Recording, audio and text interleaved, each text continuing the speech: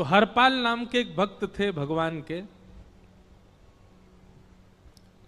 खूब भजन करते थे, खूब साधना करते थे, नाम जप करते थे, कथा सुनते थे, लेकिन वो ब्याह नहीं कर रहे थे। क्यों? उनकी इच्छा थी कि जैसा मैं भजन करता हूं, जैसी मेरी भक्ति है, जैसा मेरा भाव ठाकुर जी के प्रति है, ऐसी कन्या मिले तो मैं ब्याह करूंगा, नहीं तो जीवन भर ऐसे ही रहूंगा।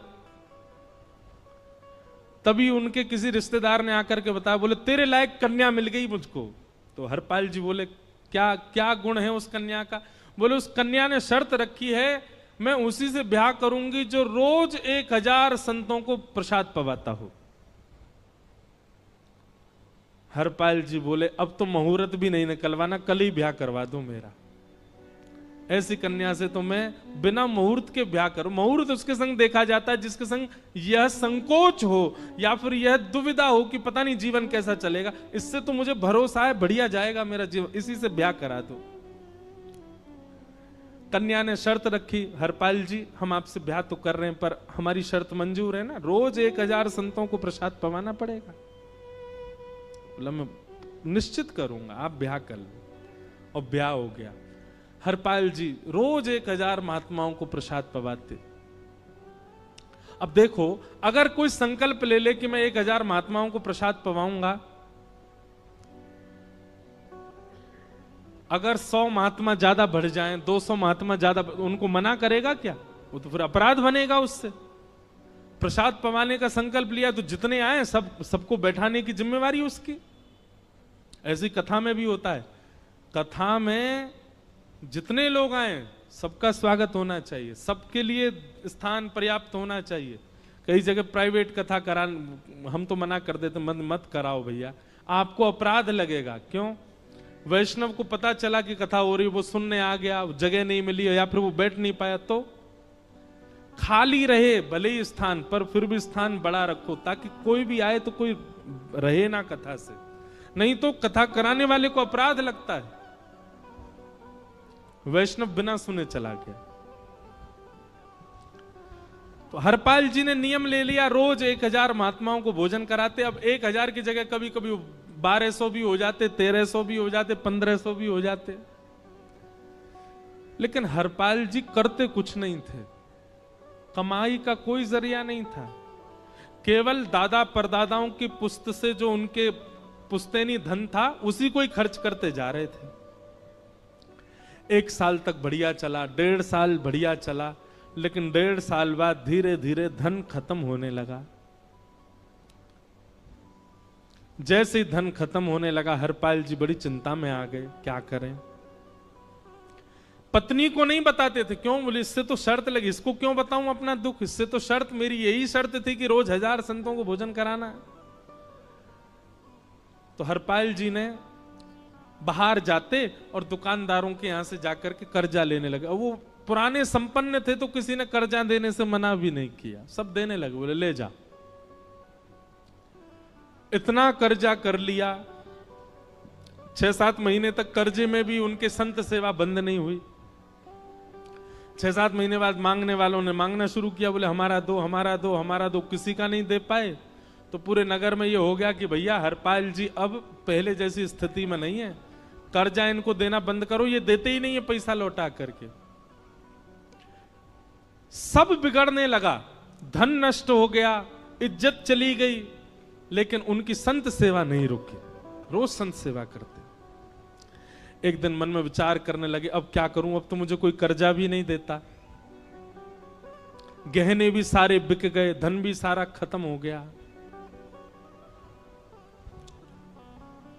तो हरपाल जी ने मन बनाया कि मैं चोरी करूंगा, और चोरी करके ठाकुर जी, आप लोग मत करना ऐसा, चोरी करूंगा।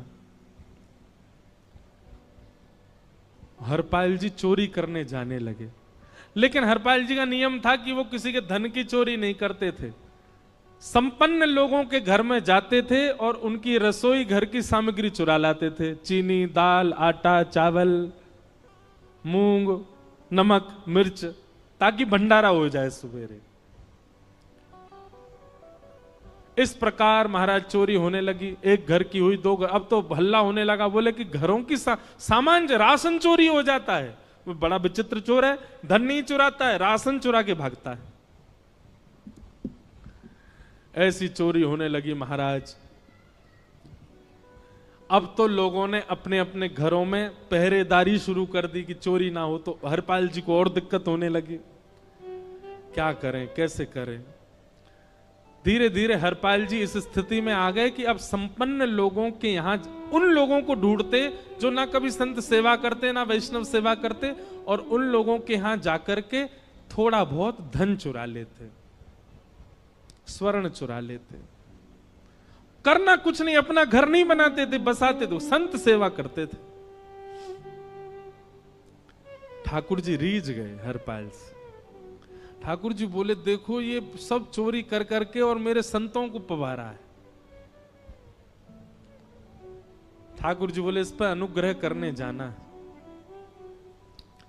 भगवान तैयार होने के लिए गए और बढ़िया महाराज नकली सी मूछ लगा करके, ऊपर सिर पर पाग पहन करके और थोड़ा पेट सा बाहर निकाल के, गले में खूब सारी जंजीर डाल के, सोने की जूतियां डाल करके, कौंधनी सोने की पहन करके, और एक बैंत समझते, वृद्ध लोग लेकर के चलते, बैंत, सोने का मड़ा हुआ बैंत लेकर के ठाकुर जी तैयार हो गए, एक सेठ जी बन गए।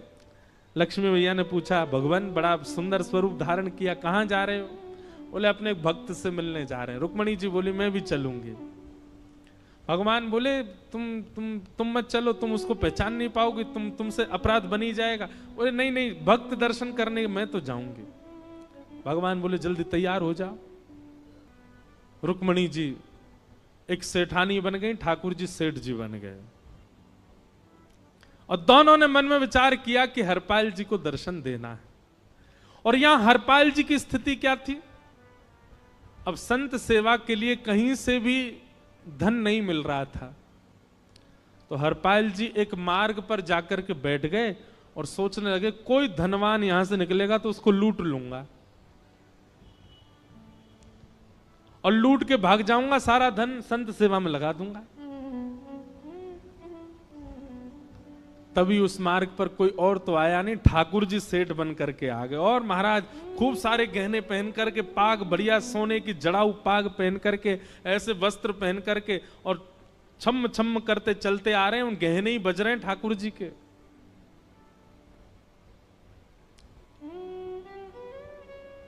हरपाल जी ने जैसे नेत्र खोल करके देखा,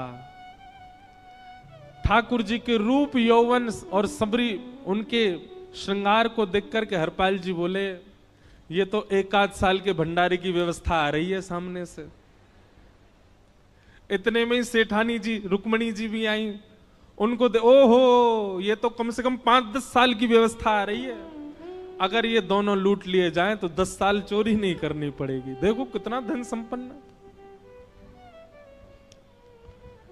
हरपाल जी के बगल में जैसे ही ठाकुर जी पहुंचे, हरपाल जी बोले, भैया जय श्री कृष्ण, प्रणाम।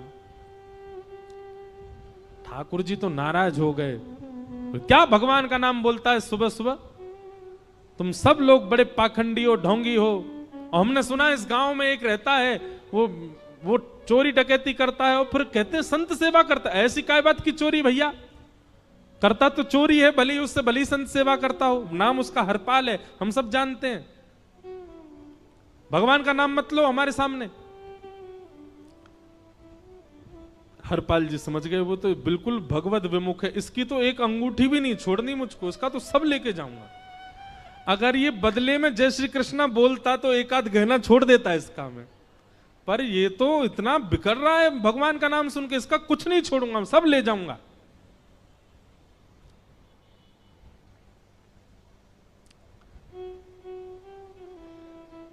हरपाल जी बोले, हाँ भैया, एक रहता तो है डकैत इस गांव में, और उसका कोई पता नहीं है, वो कभी भी आ जाता है। लेकिन एक मार्ग जंगल में होकर के है, उसमें गांव में नहीं जाना पड़ता। जंगल से गुप्त चुप निकल करके पूरे गांव पार हो जाएंगे, आप शहर पहुंच जाओगे। उसका रास्ता मुझे ही पता है। सेठ जी बोले, तो तुम हमको पार करवा दो। हरपाल जी बोले, मैं पार तो करवा दूंगा, लेकिन भगवान मेरे घर कुछ मेहमान आए हैं, उनके भोजन आदि की व्यवस्था के लिए मैं तो बाजार आया था, मेरे पे धन नहीं है, आप यदि मुझको कुछ दे देंगे तो मैं घर पर व्यवस्था करके आऊंगा, तुरंत आपको लेकर के गांव पार करवा दूंगा। ठाकुर जी ने उसको कुछ सोने की मोहर दे दी, बोले लो तुम अपने घर की व्यवस्था कर आओ। हरपाल जी ने सामग्री खरीदी, घर पर पहले व्यवस्था करके आए। बोले आज की व्यवस्था हो जाए, क्योंकि आज तो 10 साल का सब चोरी करना समय लगेगा। पत्नी से कहा भोजन प्रसादी बनाओ, संतों को पवाओ, संत पूछेंगे मैं कहां है तो कहना कि आप लोगों की 10 साल की व्यवस्था करने गए आज। हरपाल जी लौट करके आए और सेठ जी से कहा आइए आइए चल दीजिए मेरे साथ और हमारे संगी चलना बिल्कुल। ठाकुर जी रुक्मणी जी चलने लगे। जैसे ही विहंगम जंगल में पहुंचे, भयंकर भयावह जंगल, बीच जंगल में जैसे ही पहुंचे, हरपाल ने पीछे मुड़ करके देखा, दोनों चले आ रहे हैं। तुरंत महाराज वो तो अपने रूप में आ गया, शेर की तरह गर्जना करने लगा और अपने सिर का स्वाफा निकाल करके सामने बिछा दिया। भगवान जो सेठ जी के रूप में आया, भगवान बोले भैया ये क्या कर रहे हो? बोले मैं ही हरपाल हूं। सारे सामग्री निकालो, डाल दो यहां पे, एक चीज भी मत छोड़ना, नहीं तो तुम जानते नहीं हो तुम्हारा क्या करूंगा। ठाकुर जी तो थर थर कांपने लगे। रुक्मणी जी बोली देखो कैसा नाटक कर रहे हैं, रावण के आगे नहीं डरे थे, कुंभकर्ण के आगे नहीं डरे, हिरण्यकश्यप के आगे नहीं डरे, और वो हरपाल के आगे ऐसे कांप रहे हैं। भगवान तो मन की सब समझ जाते हैं, कौन ही मारने, वो तुम भी कांपो क्यों? बोले भक्त है भैया, ये हमारो भक्त है। अनुब्रजम में हम नित्यम पूये ये तन्य रेणु भी, इसने हमारे लिए सब गवा दिया, हमारे वैष्णव संतों के लिए सब लुटा दिया, इसके आगे भयभीत होने में कोई लज्जा नहीं। लक्ष्मी नारायण दोनों कांप रहे हैं और हरपाल कह रहा सब निकालो। ए सेठानी जी कान के कुंडल उतारो। कान कुंडल उतार दिए, नाक की नथनी उतार दी, सब उतार उतार के धर दिए, हाथों के सब कड़ूला आदि भी धर दिए। भगवान ने भी अपने सब उतार उतार। बोले बैंत कहां लेके जा रहे हो? उसको भी धर दो। बोले अरे भैया बुढ़ापे की लाठी, हम गिर जाएंगे। बोले कुछ नहीं गिरोगे, धर दो इसको। जीवन में कभी राम ना, जय श्री कृष्ण बोलने पे चिल्ला रहे थे मुझ पे, रखो इसको यहां पे। सारा धर दिया। बोले बहुत बढ़िया हो गया, अब 10 साल की व्यवस्था हो गई।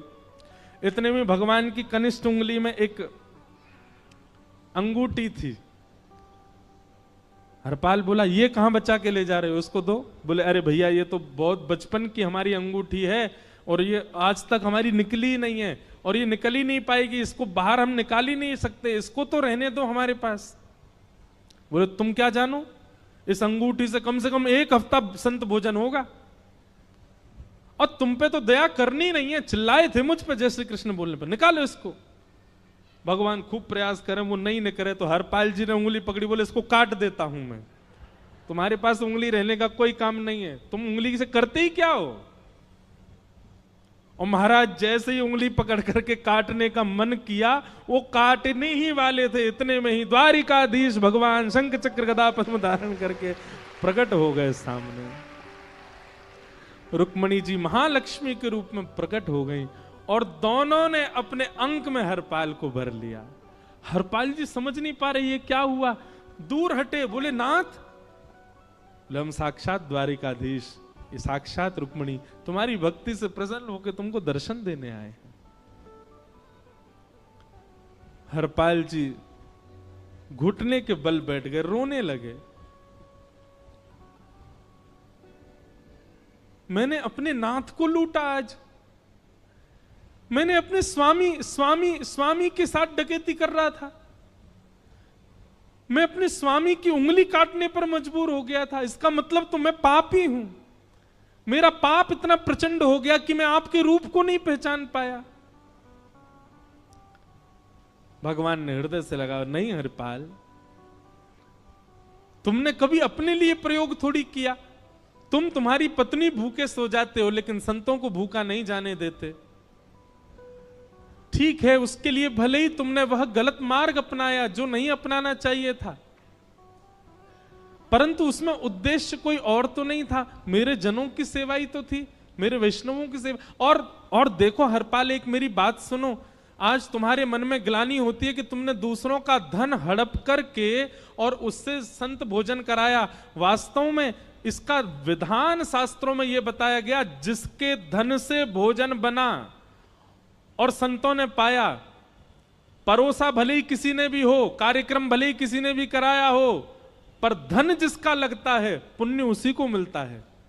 तुमने तो अपने गांव के, शहरों के उन लोग जो कभी संत सेवा नहीं करते थे, उनके धन चुरा चुरा करके उनको पुण्य बांटा है। तुमने कुछ गलत नहीं किया है। हां, अपने प्रयोग में यदि लेते तो पाप हो जाता, लेकिन तुमने तो एक रत्ती भी अपने प्रयोग में नहीं ली, सब संतों में लगा दी, और जितने लोगों का धन चुराया उन सबको पुण्य प्रदान कर दिया। हम तुमसे बड़े प्रसन्न हैं। हरपाल जी चरणों से लिपट गए, बोले नाथ आप बड़े कृपालु, बड़े दयालु। भगवान बोले अब हमने दर्शन दे दिया, अब हम जाएं।